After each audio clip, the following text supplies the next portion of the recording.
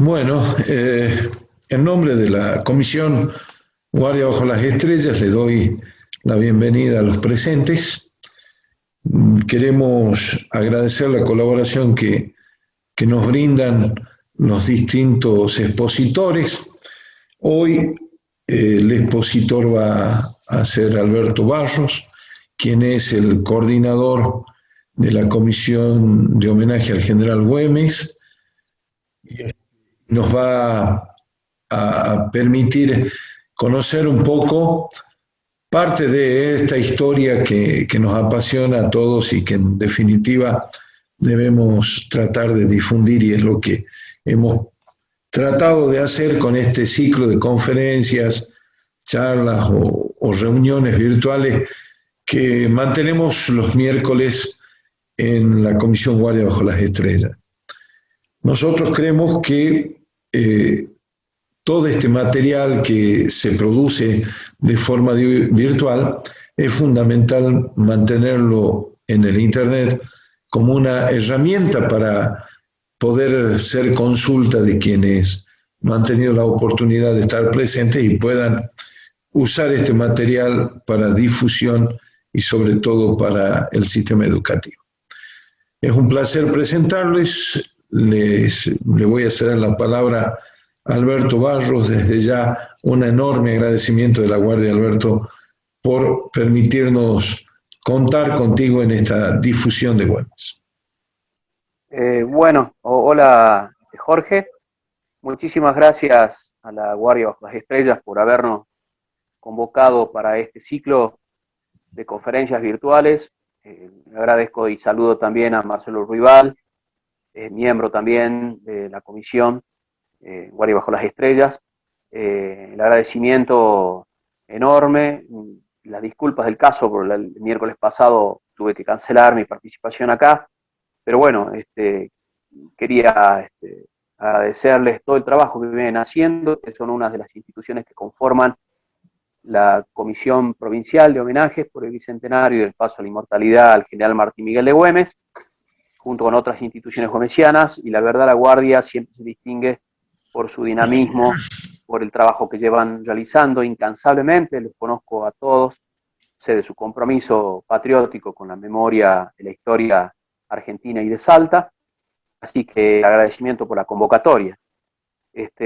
Bueno, en ese marco yo quise, digamos, medio dejar un poco de lado los tópicos comunes respecto a lo que fue la gesta güemesiana, especialmente en los años del inicio de la gesta, 1814, o la gran tercera invasión de 1817, o los prolegómenos de la muerte del general, y poner un poco el ojo en el año 1820, en donde ocurre una serie de hechos y acontecimientos históricos y políticos que van a condicionar muchísimo lo que va a suceder en esos primeros 6 meses del año 1821. Y por eso quería poner, digamos, el ojo en ese año como antecedente al desenlace de la muerte del general Güemes y posteriormente a las consecuencias políticos y militares e institucionales que trae como consecuencia la muerte del general. Nosotros, digamos, cuando pegamos una mirada a esta güemesiana, nosotros por ahí muchas veces nos dejamos deslumbrar, diríamos así, entre comillas, en los aspectos esencialmente militares o los sucesos militares de aquellos años. Pero en realidad lo esencial de la estrategia güemesiana está relacionado con la interdependencia de 3 factores que son están presentes durante todos esos años de guerra y que Güemes sabe generalmente articular. Esos 3 factores son el factor político, el factor social y el factor militar. Esos factores son interdependientes entre sí y son dinámicos.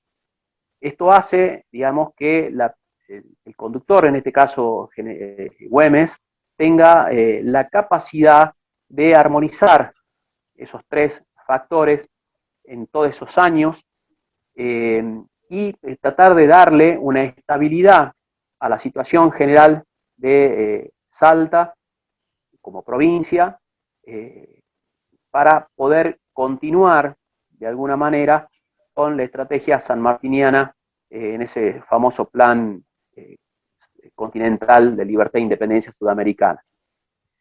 Esto que lo digo, que lo que sostengo, digamos, ya lo sostiene por ahí el teniente coronel José María Proti en la introducción de uno de sus libros, de Los Infernales, en donde nos hace centrar la atención en la capacidad del conductor de interrelacionar esos tres factores.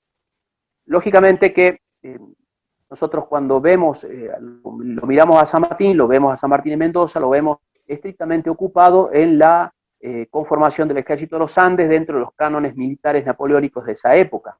Si miramos a Belgrano, lo vemos a Belgrano estacionado en Tucumán, digamos, tratando de reordenar de alguna manera el vapuleado Ejército del Norte. Pero en Salta esta situación no sucede, porque hay una movilización popular, porque hay una situación económica muy grave esos años, y además una efervescencia política muy particular, en donde las tensiones entre un sector de la población, que después tomará el nombre de Patria Nueva, empieza a generar tensiones políticas con el sector oficialista que está conducido por Güemes, que después tomará el nombre de Patria Vieja. La genialidad de Güemes es justamente tratar de mantener su sistema de gobierno, que es un sistema de gobierno excepcional para tiempos excepcionales, eso tenemos que tenerlo también en cuenta. El gobierno de Güemes es un gobierno excepcional para tiempos excepcionales, con un conductor excepcional, y la magistral conducción de Güemes es tratar de articular todos estos factores para tratar de mantener un equilibrio de índole política. Por eso es que el año 1820 nos muestra a nosotros en detalle la articulación de esos tres factores. En primer lugar, en 1820, ¿qué vemos aparecer? El año anterior, 1819, los caudillos federales se levantan contra la autoridad directorial y del gobierno central de Buenos Aires y derrotan a las fuerzas de Rondó en aquella batalla de Cepeda, 1 de febrero de 1820. Los caudillos federales, tanto Ramírez como López, una vez derrotado el directorio, imponen al gobierno central de Buenos Aires o a la provincia de Buenos Aires la necesidad de la firma de un tratado. Ese tratado, que es el Tratado del Pilar, va a ser a generar las condiciones iniciales de la formalidad de cierto federalismo, en donde las provincias van a reasumir la soberanía de cada una de ellas, y ese mismo tratado va a imponer la obligación de la realización de un Congreso General para organizar la forma de gobierno en la localidad de San Lorenzo, en Santa Fe. Sucedido este hecho, digamos, político de la caída del directorio, nosotros vemos que los primeros meses de 1820, precisamente el 11 de febrero, el general Ramírez de Orozco, que era sucesor de la Serna, se dirige a Pezuela a través de un oficio que escribe desde Potosí, en donde Ramírez de Orozco dice lo siguiente: la consideración de las operaciones que necesariamente tenía que emprender para coadyuvar con la grande expedición que se nos anunció próxima e indudable, y tanto esta consideración como el conocimiento práctico de lo que se necesitaba, le decidieron emprender un movimiento que pusiese al ejército en la posibilidad de ejecutarlo con fruto. Esta operación consistía en mover todas las tropas sobre el interior de las provincias de Salta y Jujuy, hacer una fuerte recolección de ganado de toda clase, proveer de caballería y brigada de mulas y caballos necesarios, y volverme a los actuales cantones a esperar la primera noticia de haber sido invadida la capital de Buenos Aires para marchar con las considerables ventajas que me facilitaría la operación preparatoria, y quizás, viendo el aspecto que presentaba el país al verse ocupada por fuerzas considerables, situarme en el Tucumán y desde allí seguir el plan que las circunstancias y los mismos progresos de las tropas expedicionarias me indicasen. Este oficio, digamos, va a poner en consideración del virrey Pezuela la posibilidad de avanzar nuevamente sobre las provincias de arriba, Salta y Jujuy, digamos, bajando desde el Alto Perú. Esencialmente, Ramírez de Orozco nunca, o sea, no pensaba él o no creía que San Martín estuviera en condiciones de partir desde Chile e irse a Perú con un ejército de aproximadamente 5.000 soldados. En cambio, el virrey Pezuela estaba convencido de que eso podía suceder.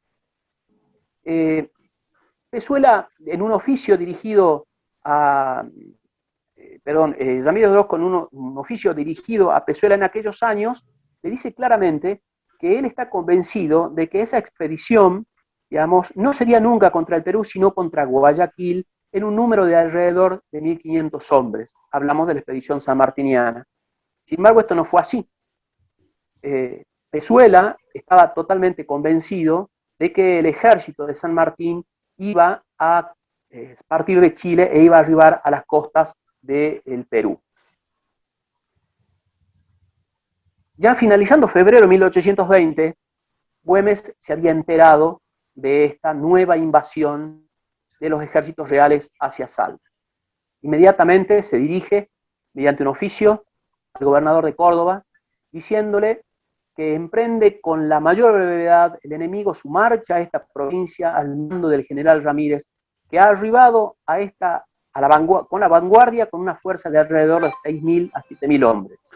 Y Güemes agregaba además a Bustos que era necesario el acelerado auxilio de caballos, cuantos se consigan, y del mejor vaso que se encuentren, sables y útiles de guerra. El mismo día, el Cabildo de Salta informaba de esta situación a los cabildos de las hermanas provincias de Tucumán, Santiago, Córdoba, Catamarca, Mendoza, San Juan, Santa Fe, sobre esa invasión de Ramírez de Orozco. Los mismos cabildantes salteños, en parte del oficio que cursaban al resto de los cabildos, decían lo siguiente: la causa es común y de interés general. Todo falta, todo se necesita. Y a cualquier especie de auxilio, principalmente cabalgaduras y los de guerra, serán recibidos con una demostración viva de los sentimientos más acendrados de patriotismo de vuestra señoría y de esos ciudadanos. Y el 17 de marzo de ese mismo año, el gobernador de Córdoba, Bustos, le comunica esta situación de este oficio a la provincia de Buenos Aires, diciéndole que el gobernador de Salta solicitaba urgente estos auxilios. Y Bustos hace esto hacia Buenos Aires porque Bustos mismo dice: nuestra provincia no está en condiciones de ayudar al gobernador de Salta. Buenos Aires contesta ese oficio a los pocos días y les dice que desde la provincia de Buenos Aires lamentablemente no se puede ayudar con recursos al señor gobernador de Salta. Esto nos demuestra a nosotros que los primeros meses de 1820 Salta se vuelve a encontrar ante la conocida situación de tener que enfrentar un nuevo ejército de alrededor de 7.000 hombres, el más grande que accede a estos territorios en aquel 1820. Pero la situación cambió de 1820 a los años anteriores. ¿Por qué? Porque ya Salta ni siquiera podía pedir empréstitos contra terceros. ¿Por qué? Porque sencillamente la autoridad nacional no existía, entonces no había posibilidad alguna de solicitar préstamos a través de bonos o a través de algún empréstito especial, porque lógicamente no había gobernantes en 1820. Esta situación evidentemente se va agravando y Güemes recurre al Cabildo solicitando de urgencia un empréstito de alrededor de 6.000 pesos. Lógicamente, a una plaza como Salta, 6.000 pesos en esa época era una gran cantidad de dinero. Y además, es un oficio que continúa al mandado anteriormente al Cabildo, le solicita, aparte de esos 6.000 pesos, 200 cabezas de ganado vacuno y unos 200 caballos más para tratar de frenar al invasor. La Asamblea Electoral de Salta, el 4 de mayo de ese año, de 1820, le responde que es imposible sostener esa cantidad de dinero desde las arcas de Salta. Y la situación de Güemes se transforma en una situación muy desesperada. Uno de los miembros del Cabildo, uno de los miembros de la Asamblea Electoral, don Pedro Antonio Arias de Velázquez, le contesta a Güemes, al gobernador, una propuesta bastante singular. Dice Arias Velázquez lo siguiente: que él no contemplaba la necesidad de una fuerza veterana, pero que en caso de serlo, y no hallando la provincia otros medios de mantenerla, creía necesaria la permisión del comercio de efectos ultramarinos con las provincias dominadas por los españoles. Lógicamente, solicitarle al gobernador de Salta la desactivación de la fuerza veterana de 900 hombres, o si no, que le permita el contrabando, era inaceptable para Güemes. Finalmente, después de unos tironeos, se logra conseguir la suma de 2.000 pesos por la provincia de Salta y 1.000 pesos por la provincia de Jujuy. Al cerrar las sesiones del Cabildo, el 16 de mayo de 1820, los miembros del Cabildo hacen un acuerdo y dicen lo siguiente: la contribución forzosa directa se entienda por vía de empréstito, siendo las rentas del Estado en todo tiempo responsable de su pago. Esta contestación del 4 de mayo es una contestación en donde las fuerzas españolas invasoras ya están en las puertas de la quebrada de Humahuaca. Esta situación que atraviesa Salta tenemos que mirarla también desde el contexto del pensamiento sanmartiniano. San Martín estaba muy preocupado, lógicamente, porque todos sabemos que el conductor de una gran fuerza militar tiene una visión holística, total, general.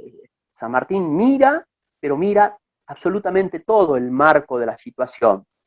Y San Martín está preocupado. ¿Por qué? Primero, porque tiene un escaso número de efectivos que pueden ir de Chile a Perú.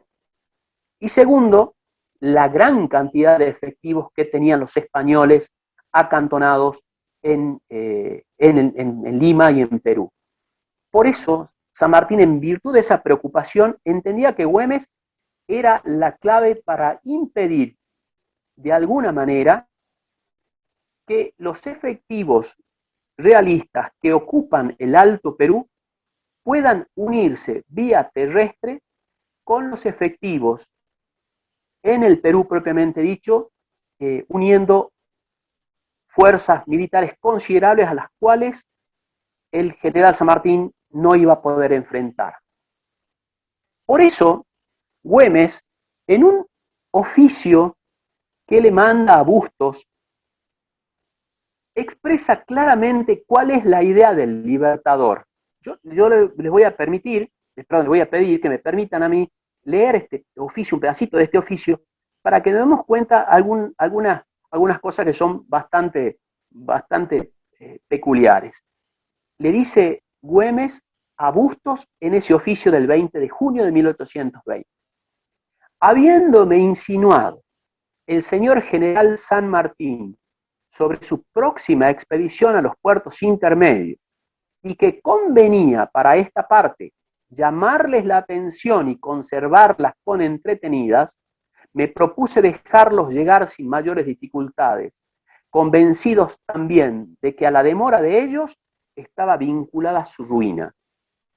También en ese mismo oficio, San Martín informa a Bustos que ya había rechazado a los invasores realistas, pidiéndole que participase al pueblo de Córdoba de la gloria que ha reportado Salta, digna de llamarse sepulcro de los tiranos. Este pedacito de este oficio nos muestra a nosotros que debe haber habido comunicación mutua entre Güemes y San Martín. comunicación que documentalmente hoy no encontramos, porque quien lo dice, el autor del Güemes documentado, esa documentación, cartas entre Güemes y San Martín, y de San Martín a Güemes, desaparecieron cuando la familia Güemes prestó esas cartas a Vicente Fidel López para la elaboración de su obra monumental sobre historia argentina.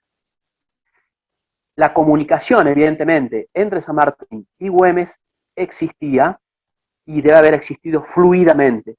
Surge justamente de este oficio de Bustos. Pero también surge la estrategia que San Martín, la táctica que San Martín le solicita a Güemes desarrollar en esta oportunidad. Amarrar al enemigo, sostenerlos con entretenidas, internar al enemigo dentro de las provincias de Salta y Jujuy a efectos de evitar la reunión de dos grandes ejércitos cuando él converja sobre las costas peruanas.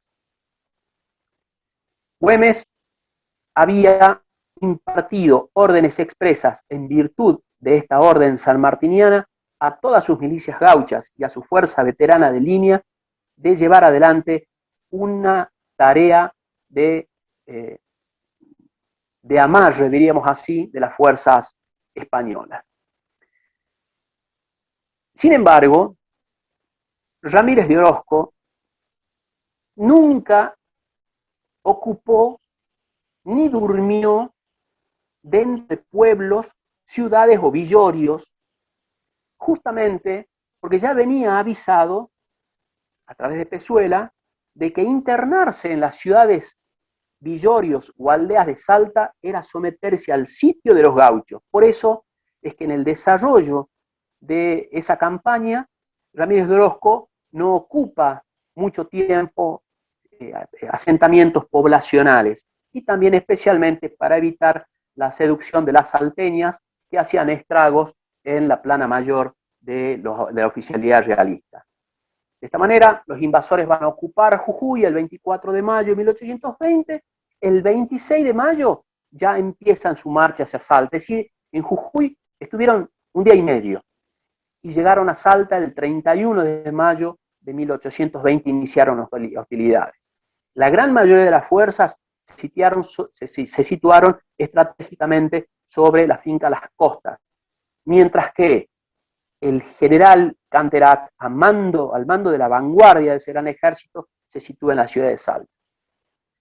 En este sentido, Güemes va a emitir un oficio al general Moldes, al coronel Moldes, perdón, juntamente con Luis Burela, expresándole a ellos la táctica que se emplearía en el teatro de operaciones. Y en ese año, Güemes va a crear esas famosas 8 divisiones corsarias a partir del regimiento de infernales de línea, de gauchos de línea, los famosos infernales, que van a tener una labor destacadísima en esa invasión de Ramírez Orozco. El plan llevado adelante por los realistas era el siguiente: avanzar con el grueso de las fuerzas sobre Cerrillos, situarse en esa localidad distante aproximadamente 20 kilómetros de Salta, con la misión de proteger una gran columna que iba a salir de Salta, atravesar Chamical, digamos, para sobrepasar las fuerzas de Güemes y continuar por el sur de la provincia y avanzar sobre Tucumán. Güemes distribuye a sus hombres. El 3 de junio de ese año, una gran columna realista sorprende a un grupo de 100 gauchos cerca del Chamical. Estaba Olañeta a cargo de esa columna. Los mete preso a todos, o se los toma prisioneros, los vence a todos los gauchos estaban descuidados, el jefe de la columna se había ido, parece ser que a comer, alguna cosa medio rara, pero esos 100 gauchos caen en poder del enemigo.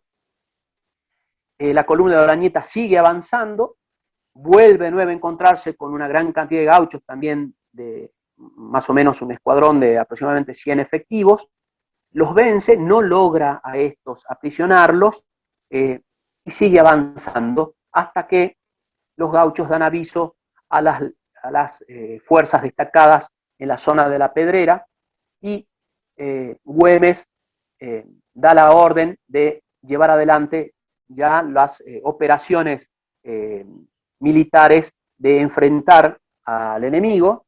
La división que estaba situada en Camposanto y en la frontera va a avanzar contra las fuerzas españolas que habían vencido estos dos grupos de gauchos, dos grandes grupos de gauchos situados en la zona de Chamical, y se desarrollan los combates en 3 lugares: en Cerrillos por un lado, en el Chamical por otro, y en la frontera del Pasaje. Las columnas de Valdeyo y La Nieta fueron totalmente castigadas, fueron muy sometidas a las clásicas tácticas güemesianas.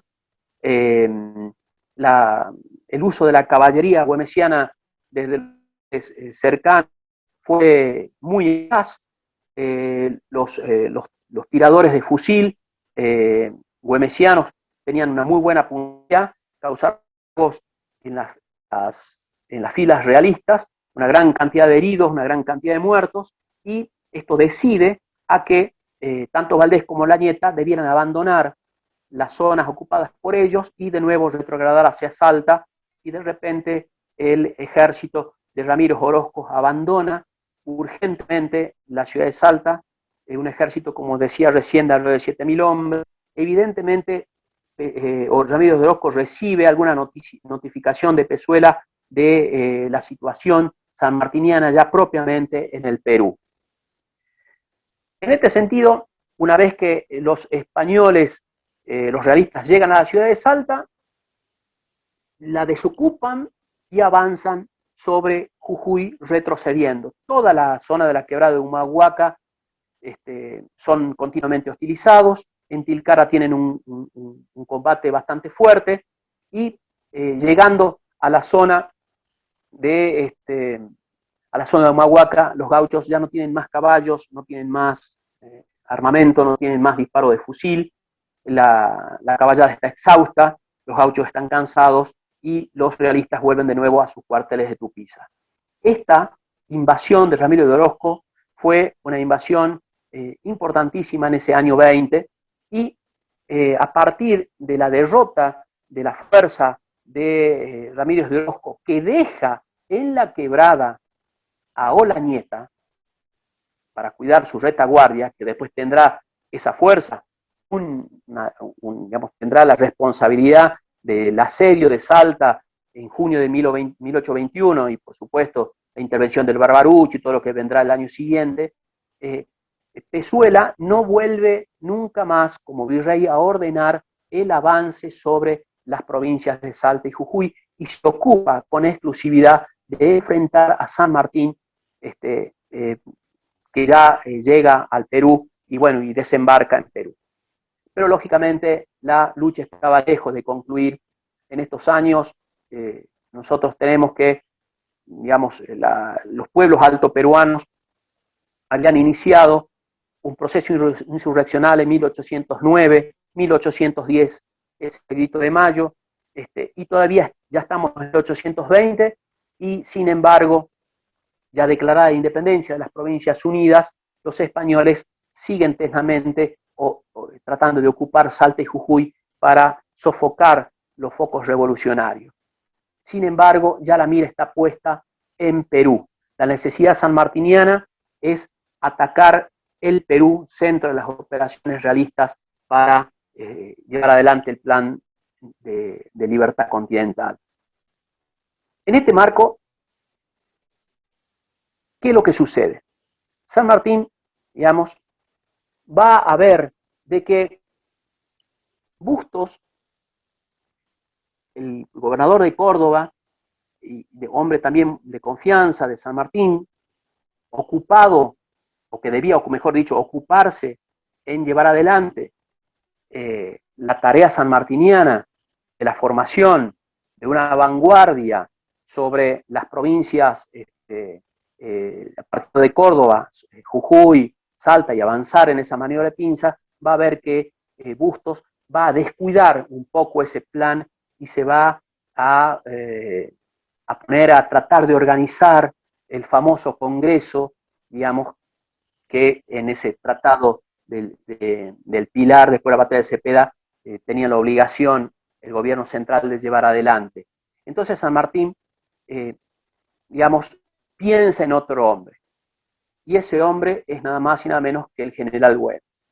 En este sentido, más allá de que Bustos le haya facilitado recursos militares a Güemes, escasos pero bienvenidos, en esta gran situación que lleva el año 20 con la invasión de Ramírez, esos recursos militares van a llegar tarde a Salta. Parte de esos recursos llegarán a la ciudad de Salta y partes de esos refuerzos, que son regimientos de húsar y de caballería, a pedido de Güemes se quedarán en Tucumán. ¿Cuál es el motivo? Güemes les dice a Heredia, que es el que está a cargo de esos hombres que le manda Bustos, Heredia, quédese en Tucumán, nosotros en Salta no tenemos posibilidad de darle de comer a su tropa. En esas circunstancias, San Martín recurre al general Güemes, en donde el 8 de junio de 1820, San Martín se dirige a Güemes informándole lo siguiente: Vuestra Señoría es el general en jefe del ejército de observación. Por sus conocimientos distinguidos, sus servicios notorios, la localidad de su provincia y la voluntaria aclamación de los jefes y tropas del ejército auxiliar del Perú. A vuestra señoría, pues, corresponde desempeñar con la dignidad que sabe las delicadas funciones de esta superior calificación militar. Me obligo solemnemente a pagar cuantos auxilios se presten a vuestra señoría en favor del ejército, desde luego que nos posesionemos de Perú y en la mayor consideración a los voluntarios prestamistas. Esta designación de Güemes como jefe del ejército de observación hace que Güemes, más allá de tener en vista la defensa, digamos así, de las provincias de Salta y Jujuy, obligación que había adquirido en esa famosa entrevista de Cobos con Pueyrredón, tenga también ahora el objetivo fundamental de coadyuvar como general en jefe del ejército de observación al plan sanmartiniano de libertad continental. Y la primera medida que toma Güemes una vez recibido este oficio es dirigirse al resto de las provincias hermanas a efectos de que ellas también ratifiquen su nombramiento y que le envíen la máxima ayuda posible. Además, simultáneamente, Güemes va a mandar 2 emisarios, Pablo de la Torre por un lado y Manuel Quirós, a que puedan tratar de recabar recursos de las provincias más inmediatas. Y Güemes se va a dirigir a O'Higgins, director supremo de Chile, avisándole, digamos, la designación que evidentemente ya O'Higgins sabía.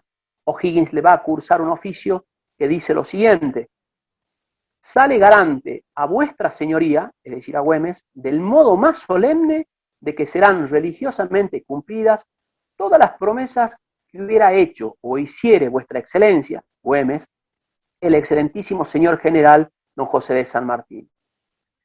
Al poco tiempo Güemes recibe la confirmación de su cargo por todas las provincias, pero recibe el ok de las provincias, pero no recibe los recursos, no recibe la colaboración. No hay dinero, no hay caballos, no hay vacunos, no hay útiles de guerras, no hay fornituras, no hay vestuarios, no hay alimentación.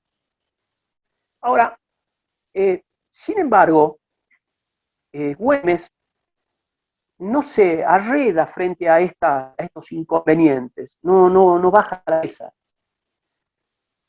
Va a buscar entre sus amigos, entre José Ignacio Gorriti, José Francisco Gorriti, su viejo amigo Pablo de la Torre, su viejo amigo Bruno Acevedo, de la zona de Anta, y recibe de ellos una donación de alimentos, de vestuarios, una gran cantidad de animales, y el 17 de junio de 1820, perdón, el 17 de agosto de 1820, Güemes le remite a San Martín una relación de todo a lo que los 12 días de haber recibido el oficio del señor San Martín está pronto para la expedición del Perú de solo la provincia de mi mando.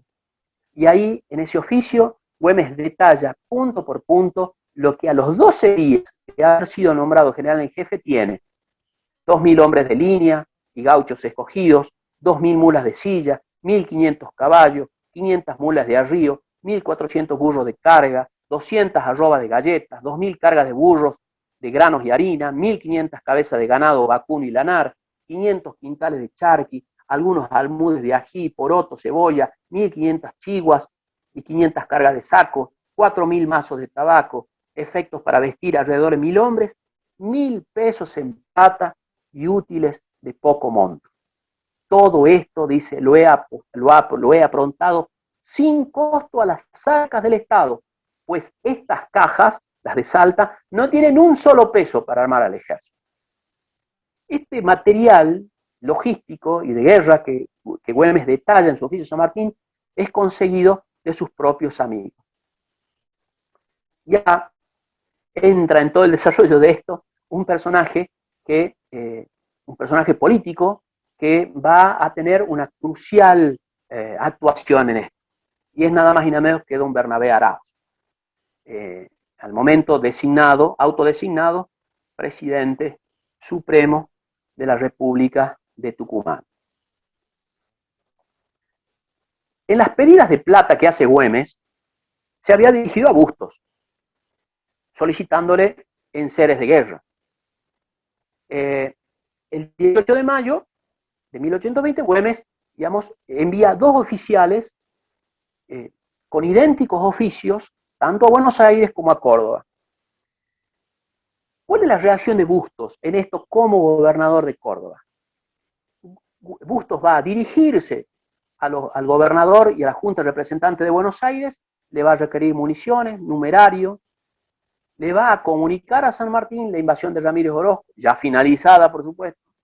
Le solicita el auxilio de los gobiernos de Mendoza, La Rioja y San Luis. Lo manda al coronel mayor Heredia con esa fuerza de húsares y dragones para Salta. Y el 17 de junio, Bustos le comunica a Güemes de que esa fuerza, al mando de Heredia, se dirige hacia Salta, pero ya con la invasión de Orozco finalizada.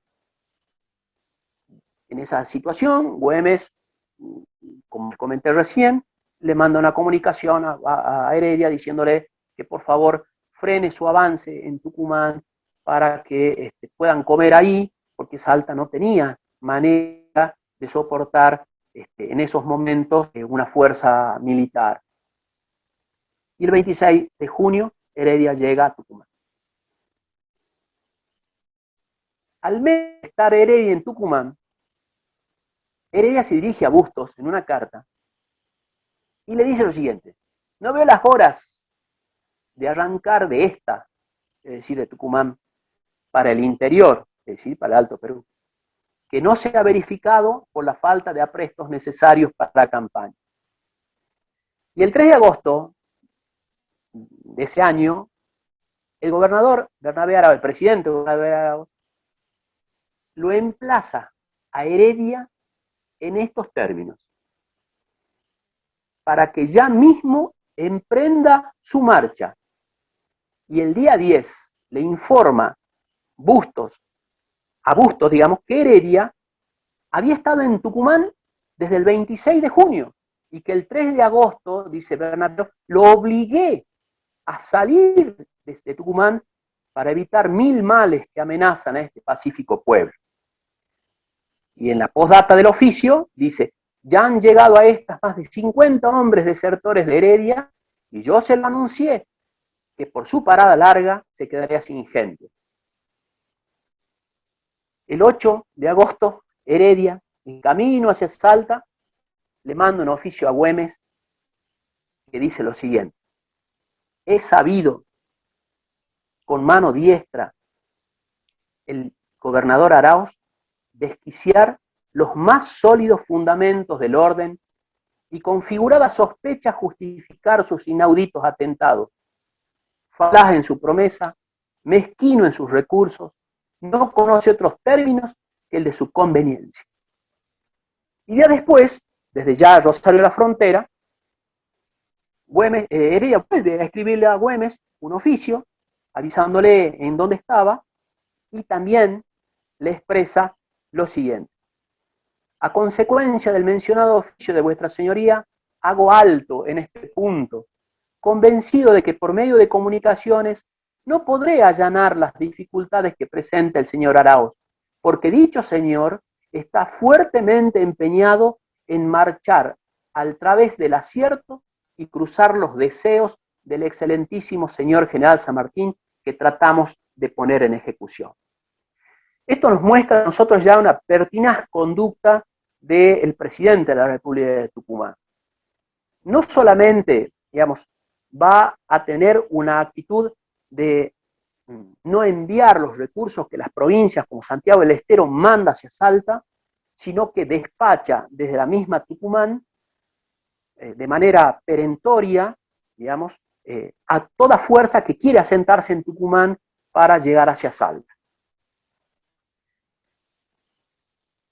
A pesar de esto, Güemes va a informar a San Martín continuamente de los recursos que va adquiriendo a medida que van pasando los días para el sostenimiento del ejército. Va a adjuntar en un oficio a San Martín, que hay una copia en el Güemes documentado de ese oficio, el original se ha perdido, va a detallarle una fuerza de 2.000 hombres de línea y gauchos escogidos, los más leales, dice, para que se agreguen a ese escuadrón de Heredia, que no era propiamente de Bustos, querido amigo Jorge Llanela, sino que eran los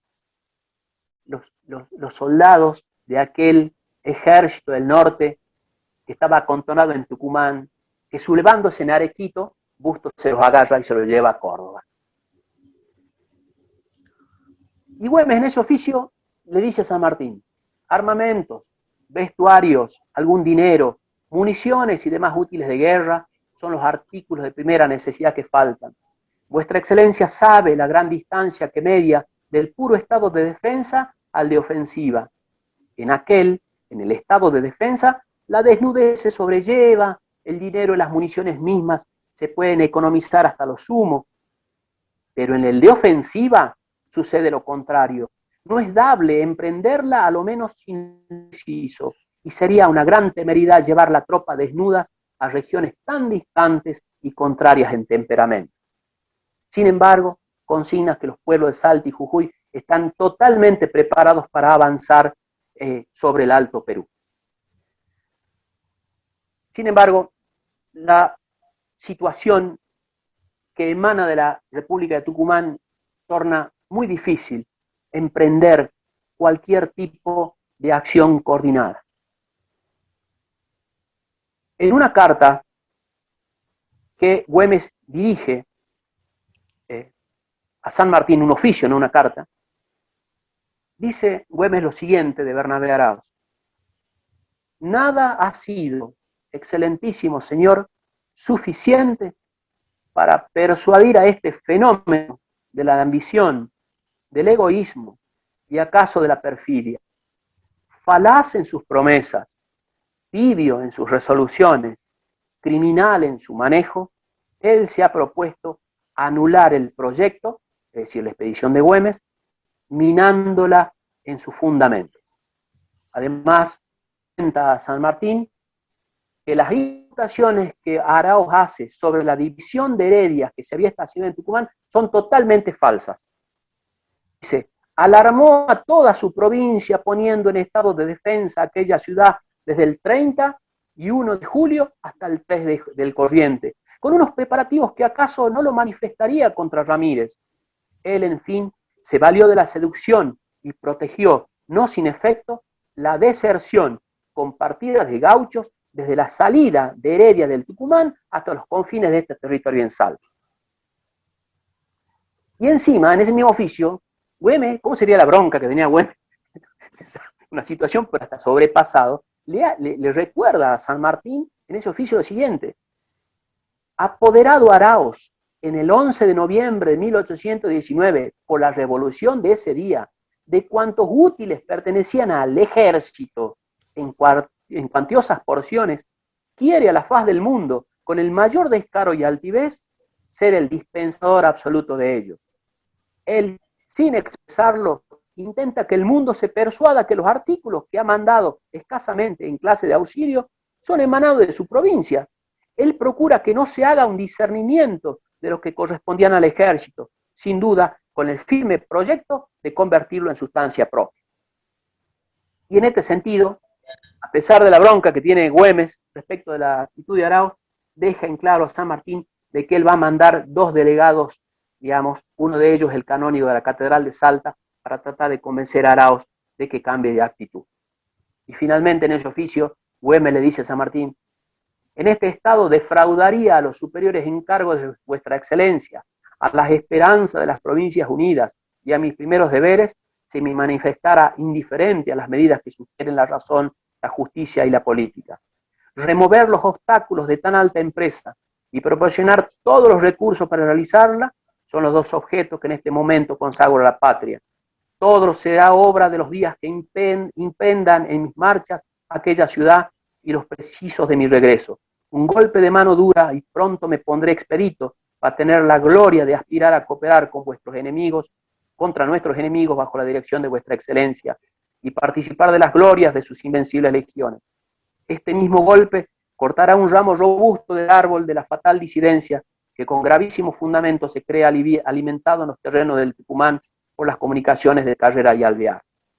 En este sentido, es necesario dejar bien en claro de que Güemes nunca tuvo intención de atacar a la provincia de Tucumán por defender a Salta. La razón de la actitud de Güemes es la actitud negacionista del gobernante tucumano de no querer enviarle el material que bajo su cuidado estaba en la provincia de Tucumán y de sostener una actitud de impedir los ingresos que llegaban desde Santiago del Estero y de las otras provincias que necesariamente tenían que pasar por Tucumán para ayudar al plan sanmartiniano. Este nuevo actor, que es el gobernador de Tucumán, celoso, evidentemente, políticamente, estamos hablando de la influencia que Güemes podía tener en las provincias del Alto Perú, no hace cesar a Güemes de atender otros frentes políticos, militares y sociales. ¿Cuál frente va a atender Güemes? Güemes va a atender al frente de tratar de enviar a comisionados al resto de las provincias para buscar apoyos para el ejército de observación. Manda 2 grandes comisionados para estos fines. Primero, don Lorenzo Villegas es comisionado para Córdoba a efectos de que Bustos pueda seguir y continuar mandando recursos de la provincia. No va a tener éxito. El otro enviado es el coronel Francisco de Uriondo. Güemes lo comisiona para que vaya a Santa Fe y de Santa Fe a Buenos Aires en busca de colaboración. Uriondo va a tener una serie de pormenores en Córdoba que los va a desligar un poco del mandato de Güemes, pero sin embargo tampoco Uriondo va a lograr conseguir los recursos necesarios para coadyuvar al ejército de observación. Como estas 2 misiones no tienen éxito, comisiona por último a don Jerónimo Puch, familiar de Carmen, a efectos de que proceda a encaminarse hacia Catamarca, también hacia La Rioja, para poder obtener recursos. Pero lo más lamentable de toda esta situación es que de toda esta gestión que lleva adelante Güemes, es que Güemes no recibe absolutamente nada de nadie. Lo que le llega a Salta son solamente encomiables expresiones, digamos, y felicitaciones, como cuando te palmean la espalda y sí que bien que hace las cosas, pero no te ayudan en nada, y solamente recibirá parte de esa ayuda una vez que él fallece.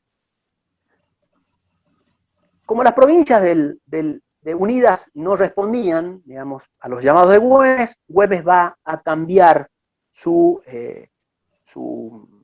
ángulo de gestión y se va a dirigir a las provincias del Perú, algunas zonas del Perú, algunas zonas del Alto Perú. Va a mandar dos emisarios. Los fines de estos emisarios son primero político-militares y después económicos. La primera es la misión encargada al coronel Manuel Almonte sobre la zona de Atacama, la zona que Salta, digamos, mejor dicho, que Güemes protegía sobre lo que es hoy el norte de Chile. Almonte va a tener algunas entrevistas con algunas personalidades de la zona de Atacama y no va a lograr absolutamente nada. Su misión se va a diluir totalmente. Pero la misión que sí tiene, entre comillas, un poco de éxito de todo este problema del año 20 es nada más y nada menos que la misión del coronel José Miguel Lanza. Güemes lo va a comisionar a Lanza sobre el Alto Perú. Tiene la misión de trasladarse a La Paz a fin de formar un gobierno de patriotas, organizar una fuerza militar que actuara como avanzada del ejército de observación. El coronel Lanza es un militar, digamos, que goza de la confianza de Güemes, es un militar que ya lo conoce a Güemes en 1812, había estado en contacto con él, había participado como hombre de Belgrano en la derrota de Sipe-Sipe. Más tarde va a estar también en la zona de Yavi, va a colaborar con el marqués de Yavi en esa zona, ya bajo las órdenes de Güemes. Especialmente va a tener una destacada labor en la tercera defensa de Salta, en la zona de Humahuaca, y el coronel Lanza va a lograr ascensos. En 1812 el coronel Lanza es un simple teniente, pero ya en 1820 Lanza es coronel. Y la misión de Lanza tiene, digamos, no es solamente decir, bueno, andá a formar un gobierno y conseguí formar un pequeño ejército, vos ve. No, no, no. Hay instrucciones que Güemes le hace al coronel Lanza específicamente. Son alrededor de 15 instrucciones que son entregadas en pliego cerrado por Güemes a Lanza para que Lanza, a medida que vaya avanzando sobre el Alto Perú, digamos, rompa esos pliegos y se entere de qué es lo que quiere Güemes de su misión. Los detalles son largos de explicarlo porque son muchos puntos, pero cuando uno los analiza, esto está en el tomo 10 de Güemes documentado, nos hace ver de que son medidas militares, medidas políticas y medidas sociales. Por ejemplo, en el artículo 11 de esas instrucciones, Güemes le solicita, aunque la subsistencia de la tropa que mande debe gravitar sobre los vecinos, procurará usted dulcificar su situación con el buen modo y con la segura esperanza que vamos a concluir con los tiranos peninsulares y que después sucederá la libertad y abundancia en nuestro país, dirigido por un gobierno liberal que nos llevará al engrandecimiento, a que nos llame el cielo y de que nos han privado los españoles, nuestros implacables enemigos. Y en esas instrucciones, hasta cuestiones de contabilidad, le dice Güemes, me tiene que rendirle hasta el último peso, detallado en planillas, en cuadernos, sobre cómo se gastan los recursos de su misión. Esta misión de Lanza tiene parcial éxito. Lanza va a tener algunos apoyos en la zona de La Paz, va a lograr controlar un poco con unas milicias que él crea ciertos espacios cercanos a la zona de La Paz, va a lograr sublevar en alguna medida el espíritu patriótico de los originarios de la zona, Sin embargo, digamos, esa misión de Lanza va a quedar, va a tener sus pormenores, porque cuando Lanza llega a entrevistarse con Chinchilla, que es un caudillo altoperuano con un fuerte influjo en los pueblos originarios de la zona. Primero Chinchilla lo recibe excelentemente a Lanza, con signos de amistad, pero después Chinchilla, ya celoso de que Lanza pueda ocupar una situación mejor que la de él, medio se le subleva, y Lanza no tiene mejor idea que juzgarlo sumariamente y hacerlo fusilar. Entonces, la misión de Lanza, digamos, tiene esos ribetes. Sin embargo, Lanza se sobrepone a esta crisis militar política y lleva adelante, digamos, sus contactos con el general Miller, general sanmartiniano, que opera ya sobre la costa del Perú, y Lanza va a tener hasta algún tipo de comunicación digamos, a través de oficios con las fuerzas de San Martín.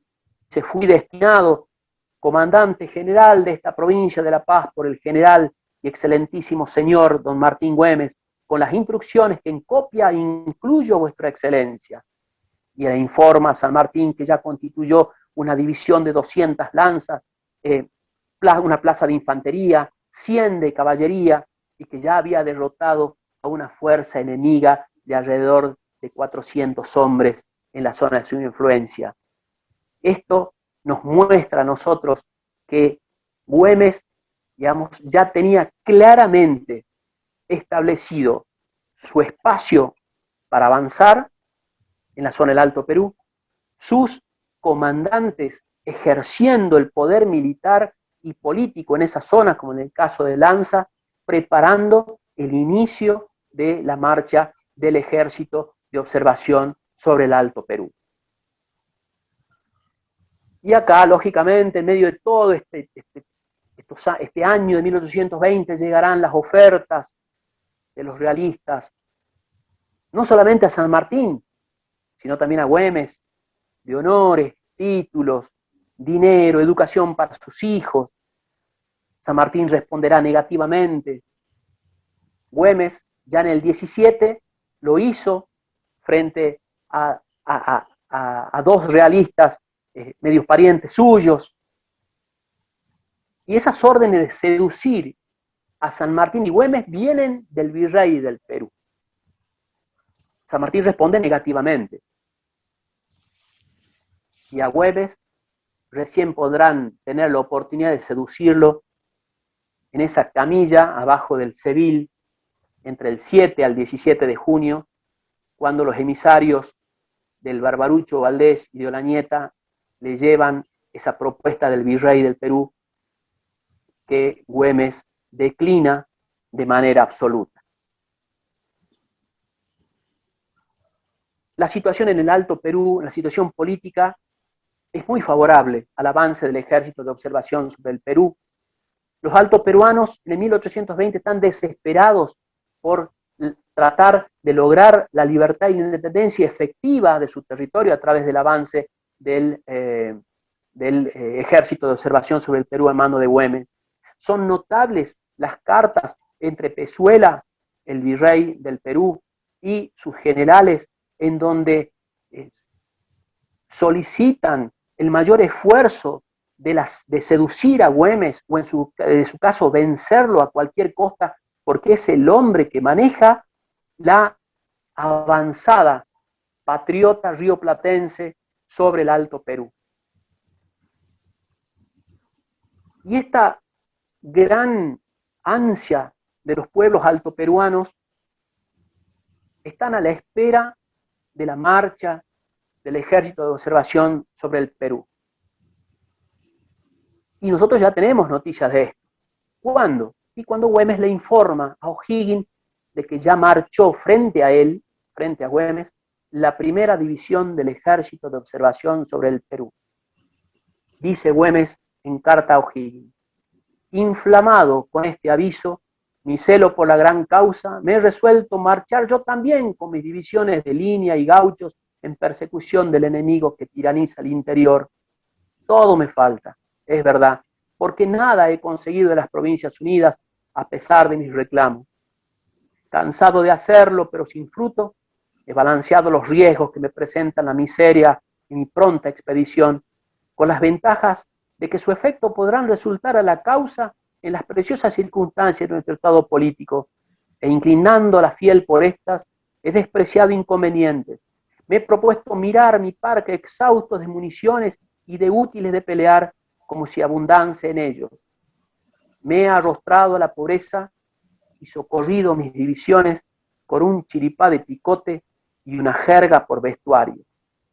Han desfilado ayer la primera y van a seguir las otras, llevando, eso sí, grabado el lema: morir por la patria es gloria. Evidentemente no cabe duda que el sentido de esta comunicación de Güemes a O'Higgins, el 1 de noviembre de 1820, le anoticiaba al director supremo de Chile la marcha de las fuerzas de Salta del Ejército de la Observación a mando de Güemes. Y esa vanguardia que desfila ante Güemes y que Güemes informa a O'Higgins se sitúa en la quebrada de Humahuaca el 20 de julio. El 20 de julio le había informado Güemes a Bustos y Güemes después posteriormente a San Martín, pero ya a fines del año 20 esa vanguardia se sitúa en la quebrada de Humahuaca.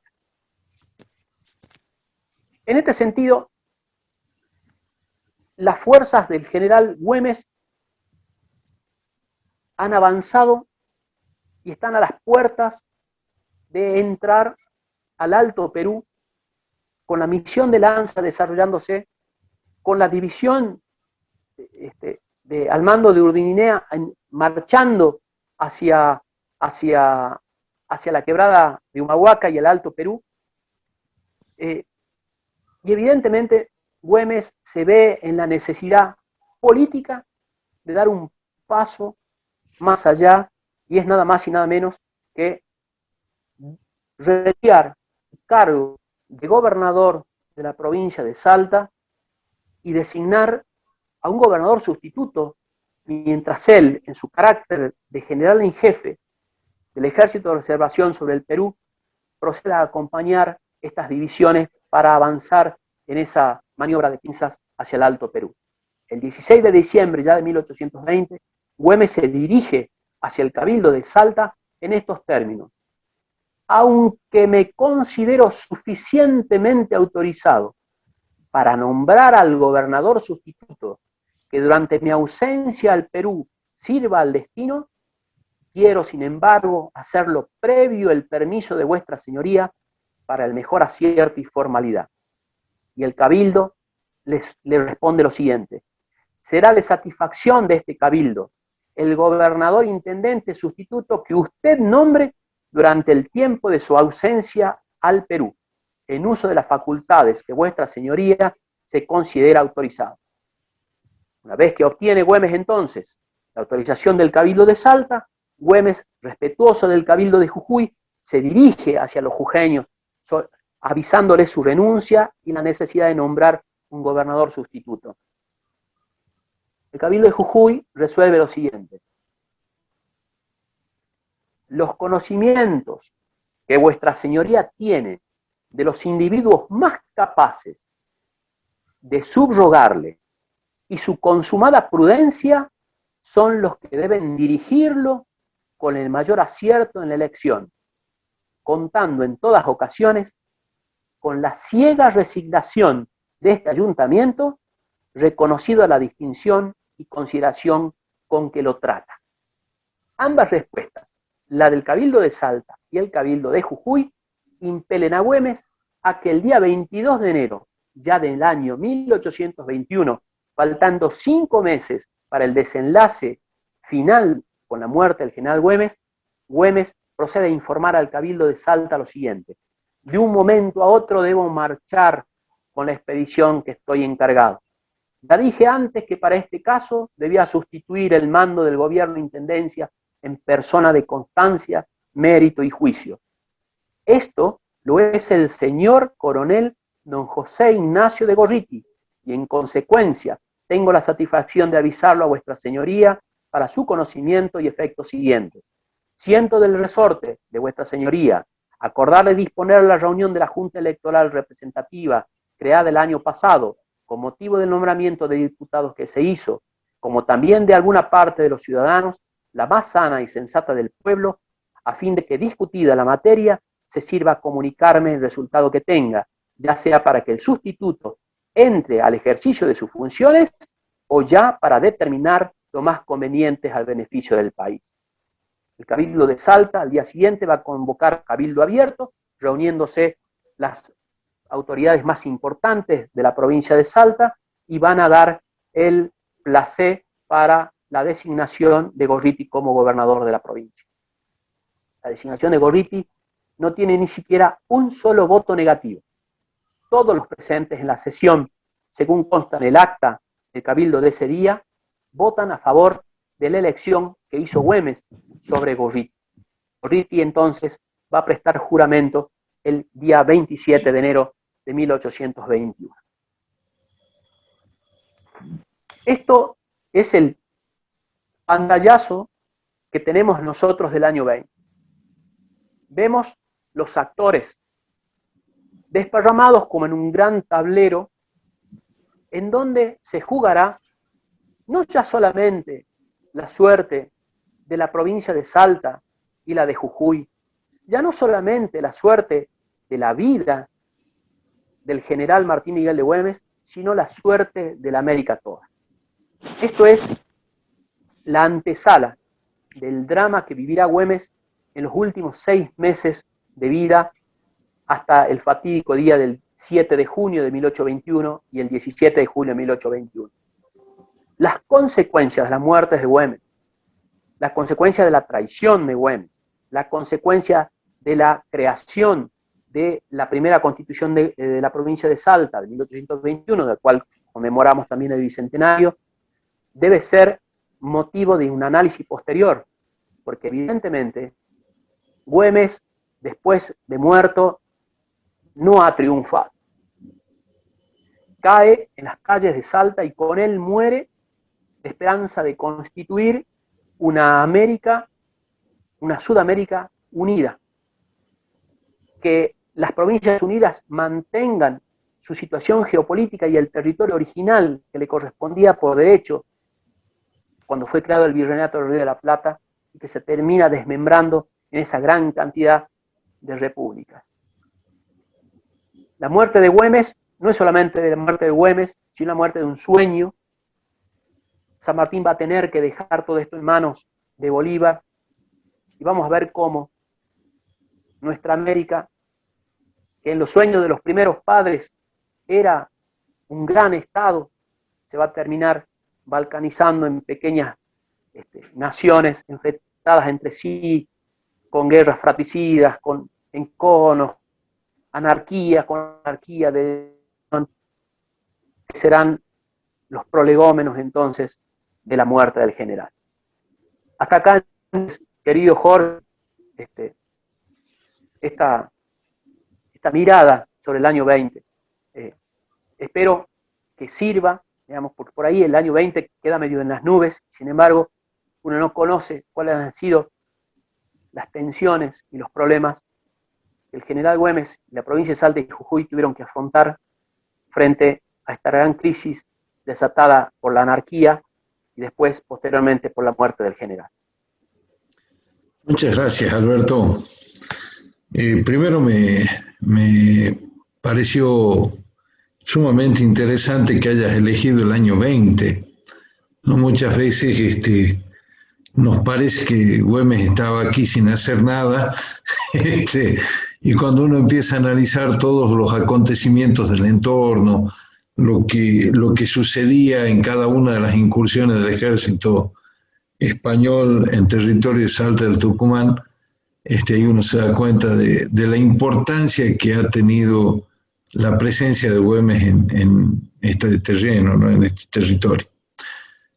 En nombre de la Guardia te queremos agradecer tu gentileza y esta charla. Queremos ver si alguien quiere hacerte alguna pregunta. que abra nomás el micrófono y pregunte. Mientras tanto, acá yo tengo un chat que dice felicitaciones, Alberto, muy interesante la disertación. Este de Marcelo Rival, que ahí anda peleando con la cámara y con la tecnología, pero bueno, ya vamos a solucionar los problemas tecnológicos.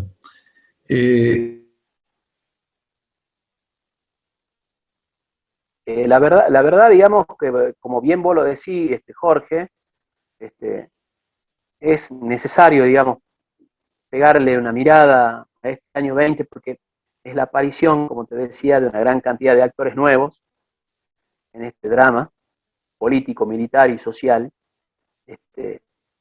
porque nos permite a nosotros comprender esos últimos 6 meses del general, acosado por todas partes, ¿no? O sea, acosados por todas partes, desde lo político, desde lo social, porque evidentemente las fuerzas sociales se habían desatado en virtud de gran sacrificio que la provincia de Salta y Jujuy habían hecho todos esos años, la actitud del presidente de Tucumán, de la República de Tucumán, la aparición de los enemigos de Güemes,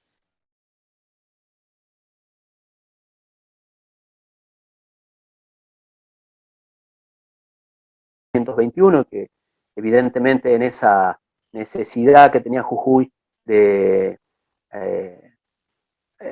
independizarse, entre comillas, de la posición sufragánea que tenía de Salta, van a desatar también fuertes oposiciones. Es como yo te decía recién, digamos, al comenzar de la charla, Güemes es un hombre excepcional para tiempos excepcionales. Así que bueno, yo les agradezco a ustedes su atención y espero que les haya servido. Y por supuesto, me pongo a disposición de la Guardia, Jorge, para la que ustedes necesiten.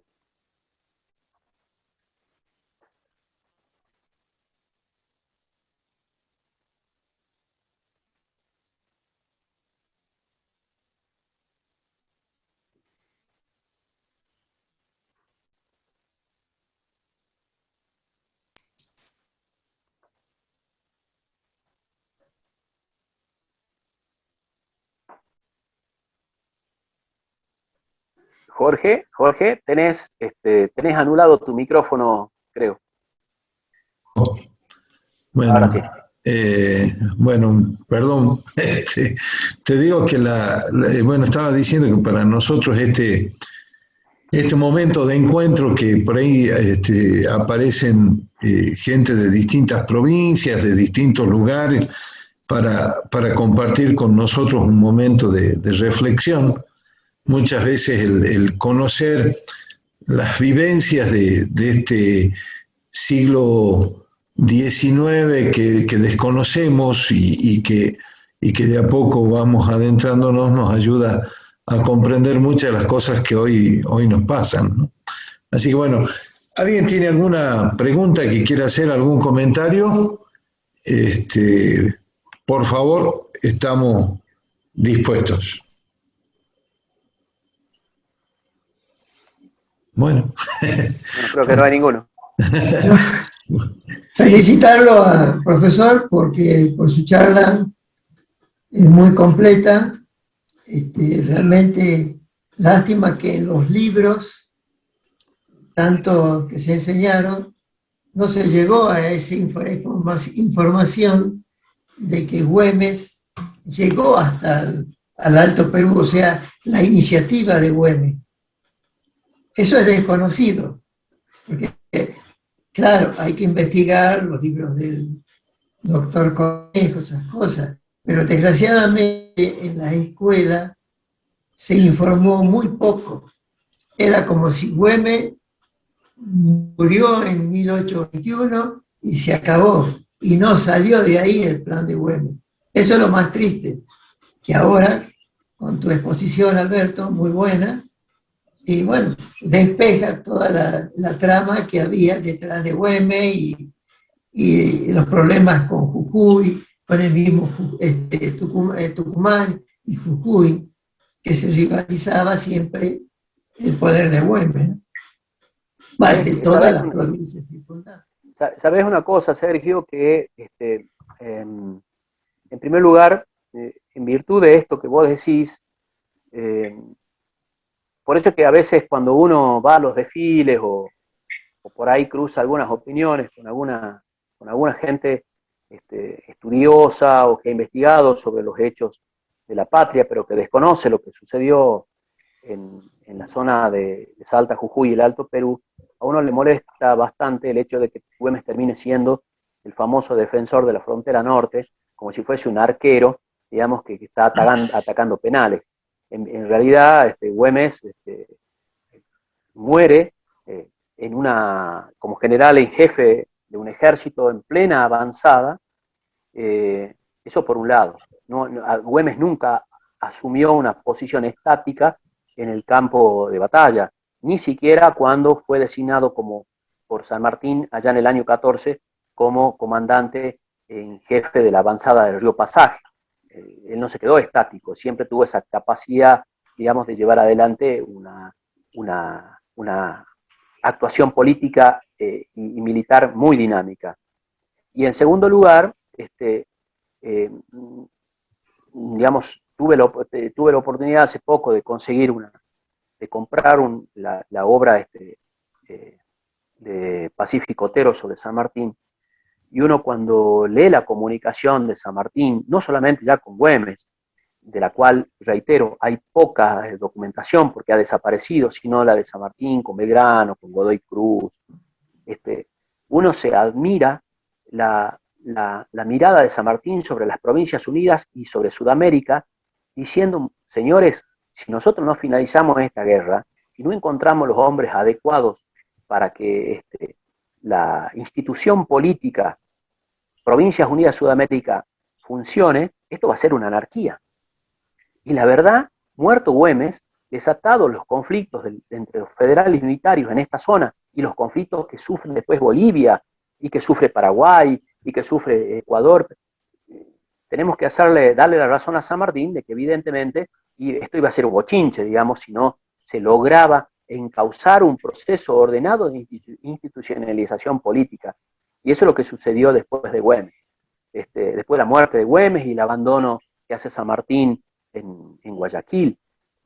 Desgraciadamente, las pasiones humanas no fueron ingobernables. Y bueno, y por eso que a veces uno insiste mucho, una vez que uno asoma las narices frente a la historia nacional, de la necesidad de la unión nacional. La unión nacional es la que nos va a sacar, digamos, como nación. Unirnos en lo fundamental y dejar de lado lo accesorio, eso es clave, digamos. Esta mañana estuve en el acto por el 204 aniversario del combate de Rosario y Lerma, en Rosario, y eso justamente decía el momento de mis palabras, ¿no? O sea, la necesidad de buscar canales de unión, porque si seguimos así, el destino nuestro va a ser un destino muy, muy negativo si no logramos constituir la unión nacional, eso que venimos peleando desde la época de Güemes y San Martín. Entonces se hace necesario dejar de lado las cuestiones pequeñas y montarnos al lomo de los grandes ideales. Sí, inclusive, perdón, Sergio, inclusive lo que acabas de decir va a estar en el preámbulo de la Constitución Nacional, ¿no? Afianzar la justicia, demás. Y bueno, si no entendemos que la unión nacional es lo básico, estamos en el horno. Estamos en el horno como nación, estamos en el horno en varios puntos de vista. Así que estamos al abismo de una desmembración de todo ese esfuerzo que se hizo. Porque no hay consenso por una cosa, por otra, si hasta por una vacuna no estamos de acuerdo en un plan que estamos hoy realmente trágico. Deberíamos remar todos a un mismo rumbo. Así es. Sí, así es. Los felicito, muy buena la charla, a Jorge Llanela también por su Bueno, gracias. esfuerzo, a Marcelo Ruibal que nos invita, nos empuja y bueno, y seguir cooperando en lo poco que nos puede, ¿no? Y difundir. Así es. Para mí es muy bueno la difusión y el empeño que le están dando al tema. Bueno, Así muchas es. gracias. Muchísimas gracias. Ahí he puesto en el chat el próximo encuentro del 5 de mayo. El tema va a ser los códigos de honor, a cargo de Virginia Pastrana. Ahí he puesto el ID de la reunión y el código, que es el que viene siendo desde el inicio de este periodo de charlas. Muchas gracias, Alberto. Bien. Muchas gracias a los presentes. Gracias. En nombre de la Guardia, les agradezco la atención y la colaboración. Que Dios los bendiga. Muchas gracias a todos. Gracias. Gracias, Jorge. Ahora. Gracias. Ahí Marcelo agradece a Sergio en el chat. Muy amable. Hasta luego. Adiós.